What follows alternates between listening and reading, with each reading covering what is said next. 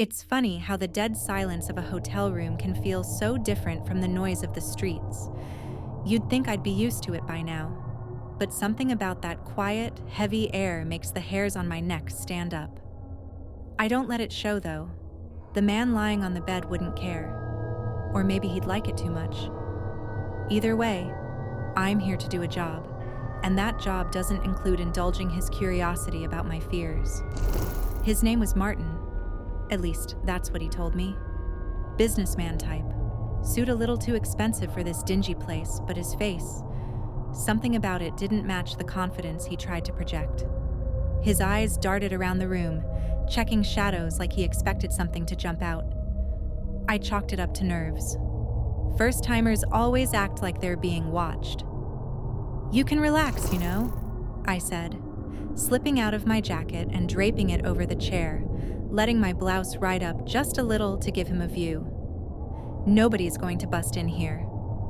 He nodded, giving me a weak smile. "Yeah, I know. Just not used to this, I guess."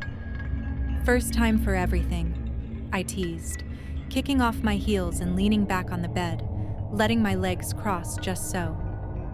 "You're doing fine so far." He chuckled nervously, running a hand through his hair. "You're good at this. Making people feel comfortable.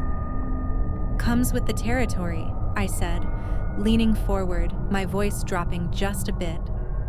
"But I have to admit, you're easier to talk to than most." His face softened, the tension in his shoulders easing. "You probably say that to all the guys." I tilted my head, letting a playful smirk cross my lips. "Only the ones who don't make it a chore." We fell into an easy rhythm after that, a mix of teasing words and subtle touches. He wasn't the worst client I'd ever had. Polite, attentive even. For a moment, I let myself forget about the clock ticking down or the sterile walls of the room.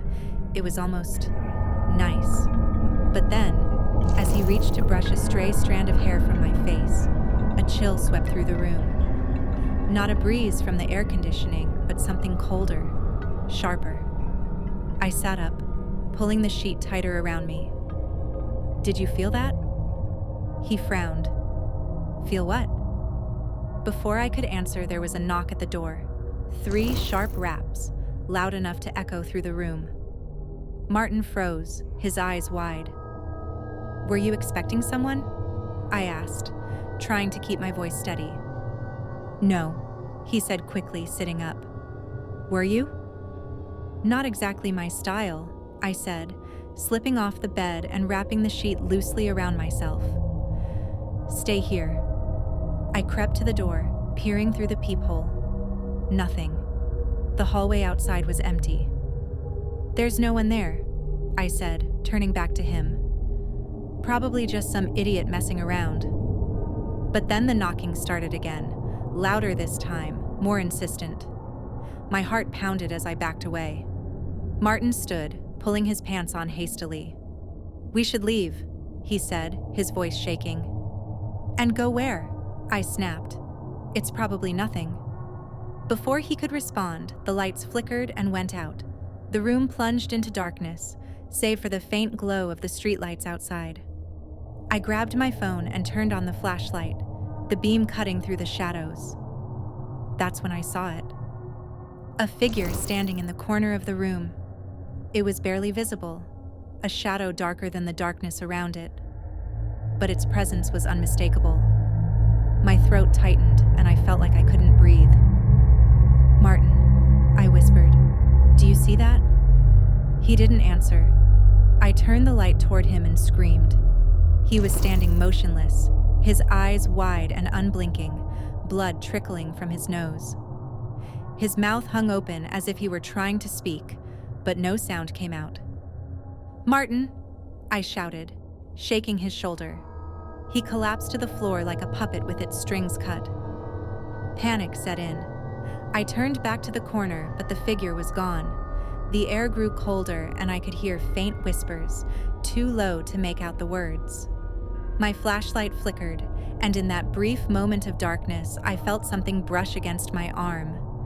I bolted for the door, throwing it open and sprinting down the hallway. The whispers followed me, growing louder, more insistent. I didn't stop until I was outside, the cold night air hitting me like a slap.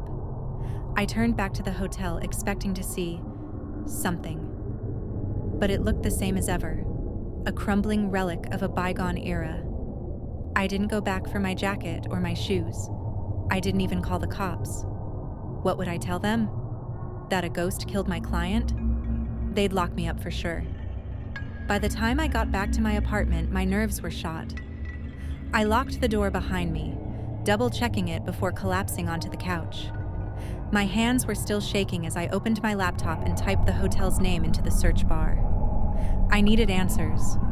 What I found made my blood run cold. The hotel had been abandoned for nearly a decade. Its owners went bankrupt after a series of gruesome incidents drove away all their business.